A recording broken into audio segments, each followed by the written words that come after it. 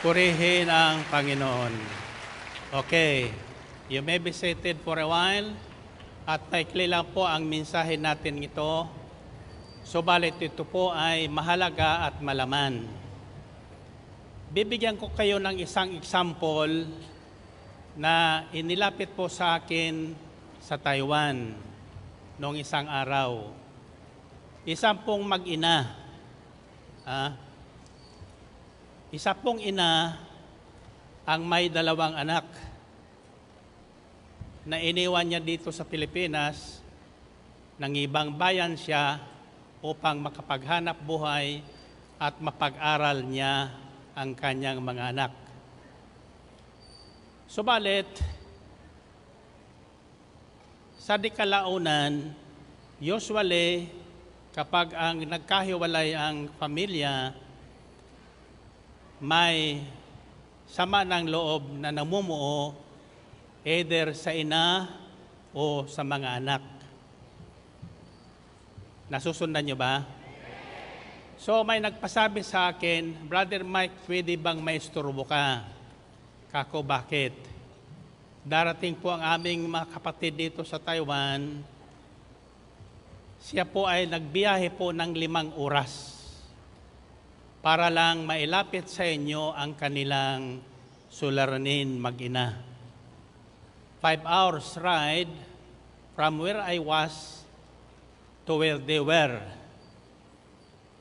So pagdating agad, pinagbigyan ko naman, pagdating agad yung ina ang nagsalita. Brother Mike, umiiyak siya. Sa kanyang pag-iyak, hindi siya makapagsalita. Nakatingin sa akin, kako, wag mo kong iyakan. Gwapo ako. Well, anyway, sabi ko sa kanya, ano bang problema niyo? So nagsimula siya magkwento ng kanyang problema sa kanyang mga anak. Yung anak naman na dalaga ay nakikinig, nandun sa tabi ko. Kako, ano bang problema mo? Well, sabi niya, yung aking anak na lalaki ay naging bakla na. Ito naman yung aking anak na babae ay sa tingin ko, palagay ko, tumboy na. Well, anyway, kako, anong kailangan mo? Kailangan ko niyang panalangin mo sila para sila magbago. Ang sabi ko sa kanya agad, baka ikaw ang kailangan magbago. Baka ikaw muna bilang isang ina ang magbago. So nagulat siya siyempre sa akin. Well, anyway, nang buksan ko po yon, nagsalita ngayon yung kanyang anak. Kasi ganito po yung Brother Mike. Ang akala ng nanay ko, ako ay tumboy na.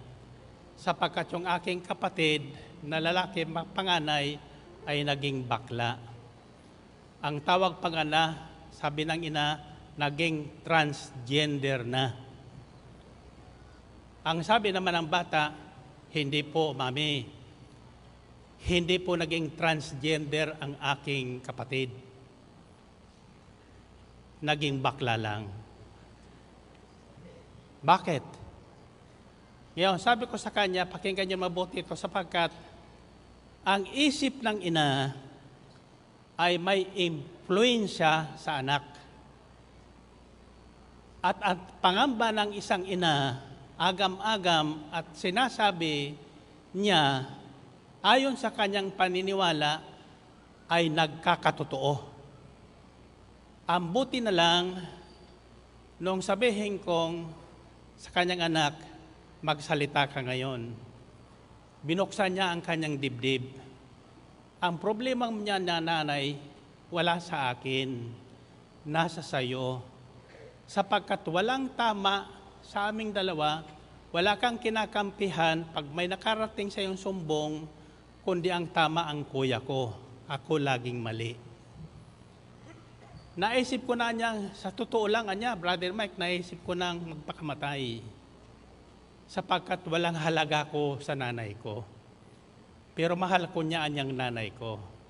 At sinabi niya ito, Inay, hindi po ako tomboy. Gusto ko pong makapangasawa ng isang gwapong tulad ni...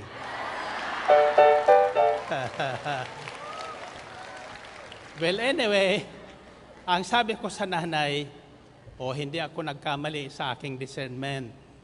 Pag kayo lumapit sa akin, alam ko na kung sino ang nagsasabi ng totoo, kung sino ang may suliranin at may problema, kung sino ang may kulang. Well, anyway, kako, bakit kayo magkasama ba kayo sa bahay ngayon? Ang sabi niya, hindi po. Ako ay nasa dormitory sapagkat ako'y nagtatrabaho sa isang factory. Ang nanay ko nasa Taipei, namamahala ng isang apartment yata o condominium doon. So magkahiwalay din sila. Yan ang problema ng magkahiwalay na pamilya. Kako, nasaan ang tatay mo? Ang tatay namin, iniwan kami. Iniwan ang nanay namin. Nang iwan niya ang tatay namin. Are you following me? That's why the basic problem of our society today is separation of families. Dahil sa paghahanap buhay. Hindi po masama ang maghanap buhay. Kaya lang, yung long separation ng mag-asawa at ng pamilya ay nagkakaroon ng pagitan na hindi natin malalaman. Haka-haka, hula-hula ang nangyayari sa bawat isa. Akala ko ay ganito, akala ko ay ganon. In other words, communication and confession is very important. So nang marinig ko po ang pagtatapat ng dalaga, kako, ilang taong ka na ba, anak? Sabi, 31 years old na po ako. At ibig ko pong magkaroon ng sariling pamilya. In other words, hindi siya tumboy. Kako, mali ang haka-haka mo. Alam mo, ginawa ng ina, napaiyak siya at niyakap ang kanyang anak at ang sabi niya, anak, patawarin mo ako sa aking pagkukulang sa iyo. Now, yan po ang sinasabi sa Bibliyang, confess your faults or your sins one to another and pray for each other so that you may be healed.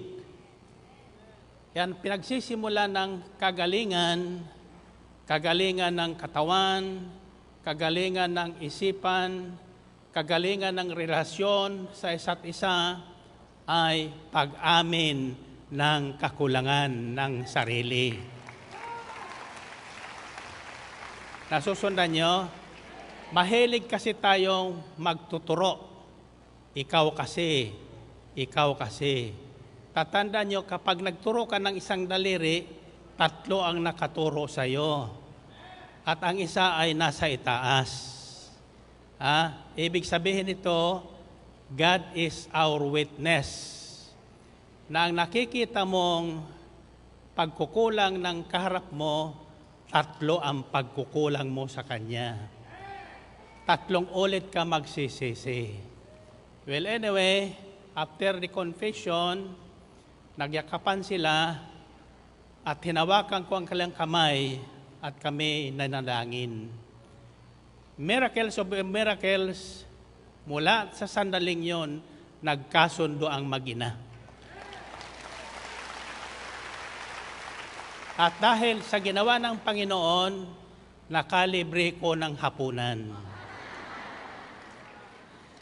Nag-blow out yung nanay niya, pinakain kami sa isang restaurant, bagamat gabi na at uuwi pa sila sa kanilang pinanggalingan. Kaya doon ko pinasimulan ang aral. Walang sino man nakikilala kay Jesus, lalapit sa Kanya na may suliranin na uuwing hindi pinagaling ng Panginoon.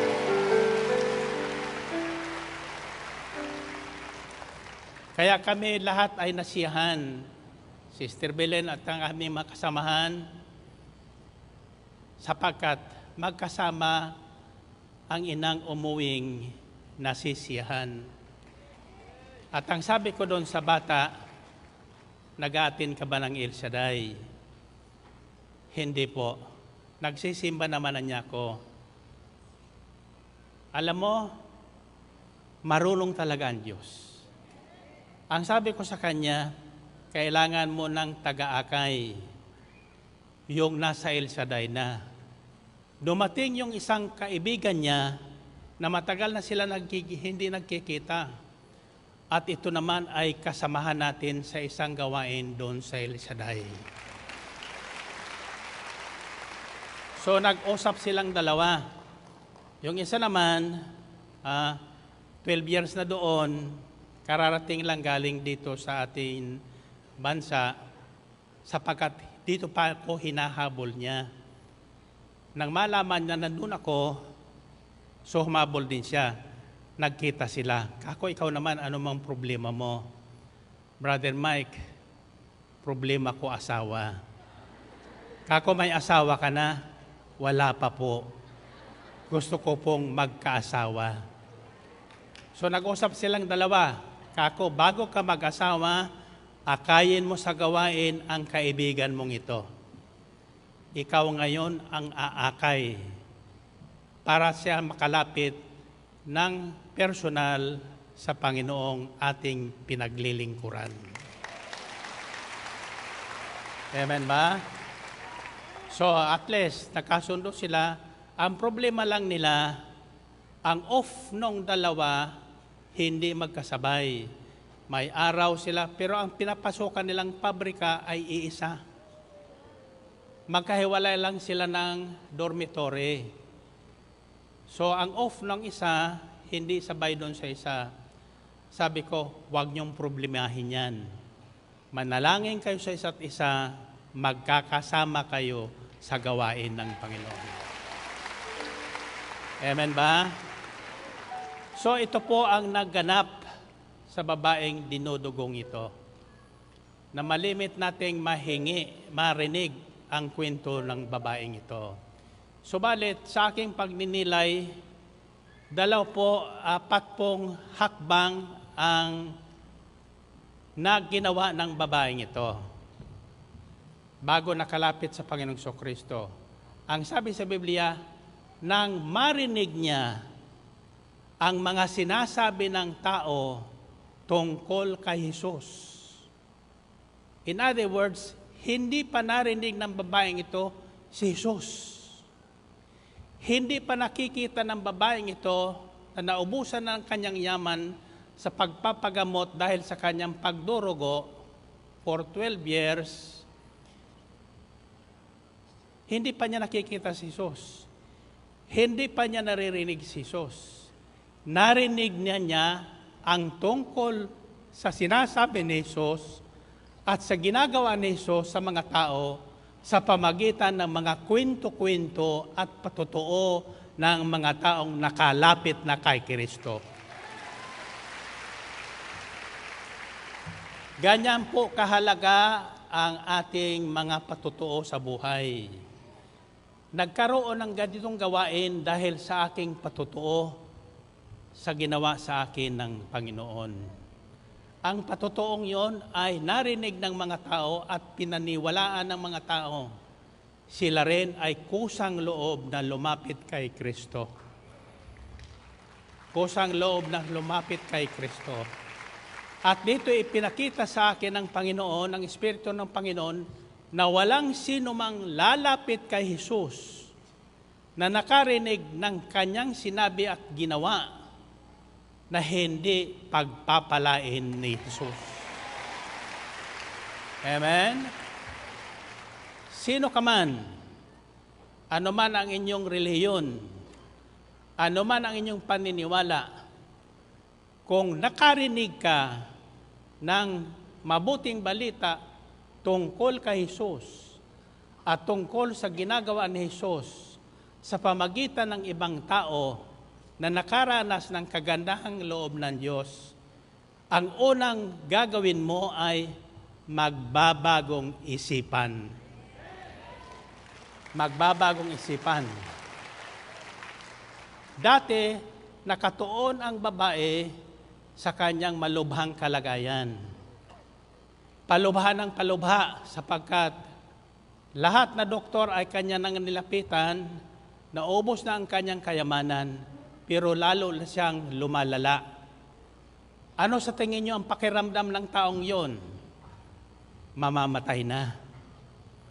Wala nang pag-asa. Subalit nang marinig niya ang usap-usapan tungkol kay Jesus, tungkol sa mga sinasabi ni Jesus, at tungkol sa mga ginagawa ni Jesus, nagbago ang kanyang isipan. Nagbago ang kanyang isipan. At ganito ang direksyon ng kanyang isipan. Sabi sa Biblia, she thought in her heart, na pag-isip-isip niya, ako kaya lumapit kay Kristo. Makalapit lang ako at mahipo ko ang kanyang damit, gagaling ako. Gagaling ako. So anong nagbago? Ang unang nagbabago sa taong nakaririnig ng mabuting balita tungkol kay Kristo ng salita ng Diyos ay pagbabago ng isipan. Yung isipang nawawalan ng pag-asa ay nagkakaroon ng pag-asa. Amen ba? Pangalawa, sa pagbabago ng isipan, nagbabago ang pananalita. Kaya nawi ka niya, makalapit lang ko sa taong ito at mahipo ko ang laylayan ng kanyang damit, gagaling ako. Gagaling ako. Hindi sinabi ng babaeng, mamamatay ako. Noong una, yun ang bukang bibig niya.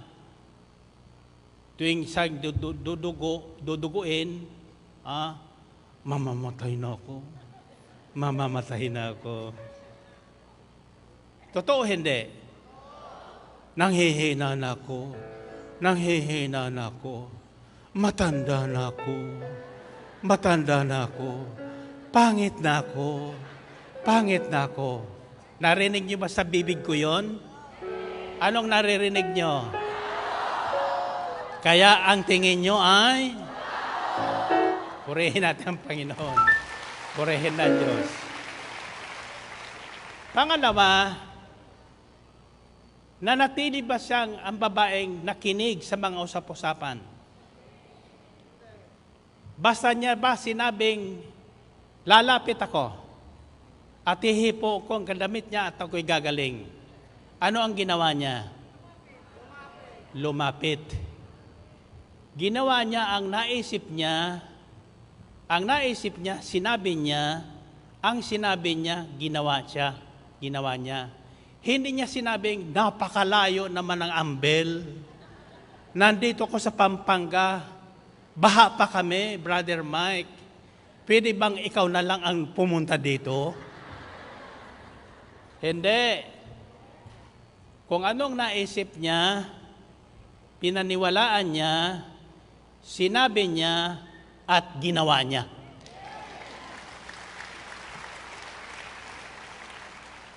Ngayon, gagaling kaya siya kung hindi niya ginawa ang naisip niya at sinabi niya?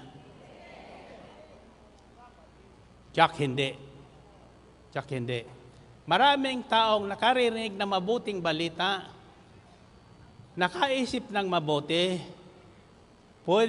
pero hindi naman sila tumayo at nakipagsiksikan upang maisagawa nila ang kanilang iniisip, pinaniniwalaan tungkol kay Jesus.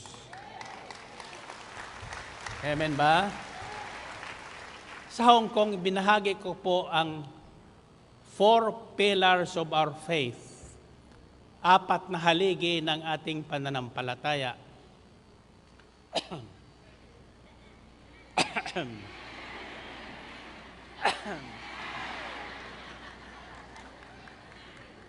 Ibig sabihin yan, tapos na tayo. Papapatuloy natin ito, pero babanggitin ko sa inyo. The 4 pillars of our faith that makes miracles happen. Ang 4 na haligi ng ating pananampalataya na nagiging sanhi ng mga himala ng Diyos sa ating buhay. Ang tanong ko sa inyo, ibig nyo bang paghimalaan ng Diyos? Araw-araw. Now, the first pillar is hearing. Pakikinig. Pakikinig. Ano ang narinig ng babae? Ang mabuting balita tungkol sa sinasabi at ginagawa ni Jesus. Nanalig siya. Sa pamagitan ng pakikinig, nagbabago ang ating paniniwala. Pangalawa, paniniwala. Paniniwala. Kung anong marinig mo, laging maririnig mo, siyang paniniwalaan mo. Kaya laging sinasabi ko sa inyo, huwag niyong sasabihin sa inyong mga anak na bobo sila, pangit sila. Sabihin niyo, matalino ka anak, maganda at gwapo ka anak tulad ni. Purihin natin ang Panginoon. Purihin ang Diyos. So, pakikinig, paniniwala. Ang pangatlo ay pagsasagawa, doing. Kung anong pinaniwalaan mo, gawin mo. Narinig mo, pinaniwalaan mo, gawin mo. Para masubukan mo kung totoo. At totoo lahat ang sinasabi at ginawa at ginagawa, patuloy na ginagawa ng ating Panginoong Hesukristo. And the fourth is, prayer, pananalangin. It starts with confession. Your prayer must start always with confession. Sinasabi sa Biblia, confess your sins one to another and pray for each other so that you may be healed. The prayer of a righteous man is powerful and effective. Ang panalangin ng taong matuwid, paano tayo magiging matuwid? Walang matuwid sa paningin ng Diyos sapagkat lahat na nagkasala. Subalit sa sandaling tayo ay makinig, manalig, at isagawa ang ating narinig tungkol kay Jesus, tayo ay nagiging matuwid tulad ni Jesus. Ang ating pakikinig, ang ating pagiging matuwid, ay hindi dahil sa ating mabubuting gawa, kundi dahil sa ating pananalig, pakikipag-isa sa ating mabuting Diyos. Walang iba kundi si Kristo Jesus. Purihin natin ang Panginoon. Purihin ang Diyos. Tanong. Ano sa tingin nyo ang iniisip ko ngayon?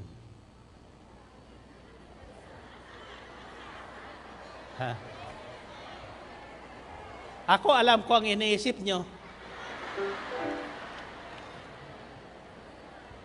Gusto nyo malaman kung anong iniisip ko? Sa Sabado. And purihin ang Panginoon. Tasa kamay. Tatandaan nyo, 2 tao ang lumapit kay Jesus sa ebanghilyong ito. Ang unang lumapit ay ang tatay ng dalagitang nasa bingit ng kamatayan. So, sinamahan ni Jesus doon ko hinango ang inspiration tungkol sa walang taong lumalapit kay Jesus na hindi niya pinagbibigyan. So along the way, naantala ang Panginoon. So don't be surprised why some of our prayer requests are not coming. Alam niyo kung bakit? Marami ang may kailangan sa Panginoon. Amen? Ang mahalaga ay ang ating pananalig na hindi gigiwang-giwang. Hindi nadadala ng usap-usapan ng mga walang pananalig sa Diyos. So along the way, naantala ang Panginoong Jesucristo bago pumunta makarating doon sa bahay ni Jairo.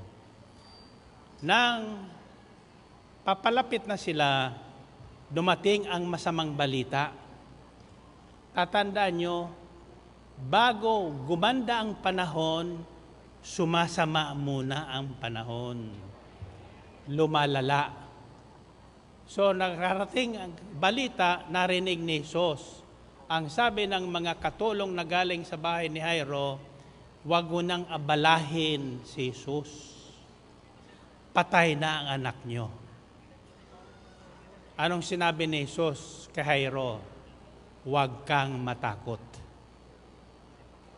Basta't manalig ka. Basta't manalig ka. Lumalala ang kalagayan mo, huwag kang matakot. Basta't manalig ka. Sapagkat walang taong lumapit kay Jesus, lalo na kung malayo ang pinanggagalingan. Kaya huwag yung sasabihin, makinig na lang ako sa bahay. Hindi po sapat yan. Patunayan mo may pananalig kay Jesus. Kung saan nagmumula ang usap-usapan ng himalang ginagawa ni Jesus, puntahan mo personal.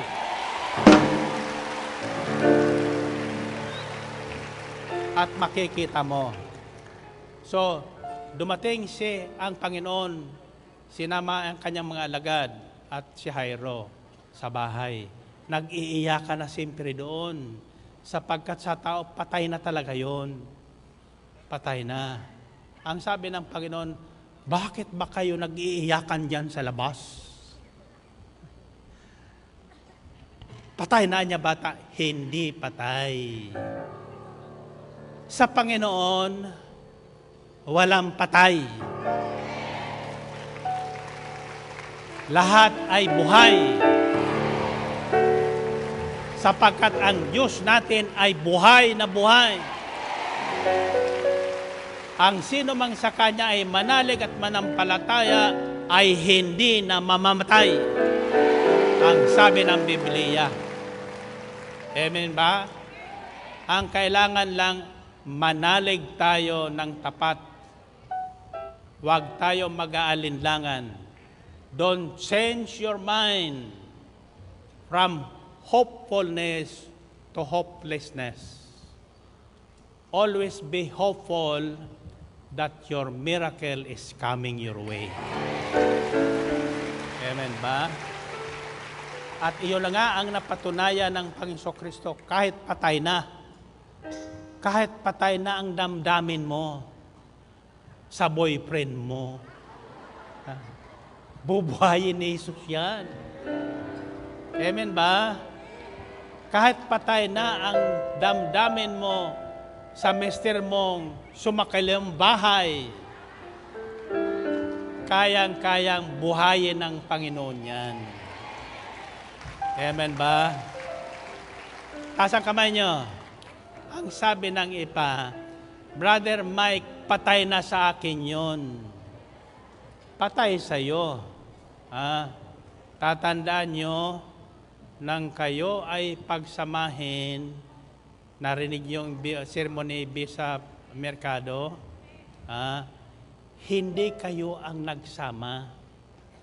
Ang Diyos ang tumawag sa inyo para kayo pagsamahin. Kaya ang pinagsama ng Diyos ay hindi maaring paghiwalayin ng tao.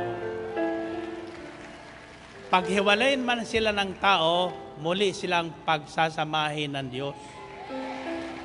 Amen ba? Kaya always be hopeful. Fill yourself with hope. Yan ang ibig sabihin ng hopeful. Always be filled with hope rather than hopelessness. Kaya ako'y umaasa sa gawaing ito na lahat na tinawag at lumapit sa Kanya, sa Panginoong Kristo, ay pagpapalain ng Diyos. Amen ba? Tasa kamay nyo. Lahat na darating ngayong Sabado at hindi a-absent tuwing Sabado, kahit umabsent na Martes, okay na lang yun. Pero yung nakakarating ng Martes, doble ang pagpapala siyempre. Asang kamay nyo? Sabihin nyo, the greater the sacrifice, the greater the blessing. Amen ba? Okay. Pagtapong ko sa inyo, yun ang isisigaw nyo. The greater the sacrifice, the greater the blessing. Ibig sabihin, kung may time ka man lang, pumunta ka sa araw ng Martes. May special na pasalubong sa araw ng Martes. Amen ba? Yung iba niyang may itatabi na natin yan. Ako may panalangin sa lahat na darating dito sa Ambel. Saan man sila nanggaling, baguhan man o datihan, may himalang tatanggapin. Anong isisigaw nyo?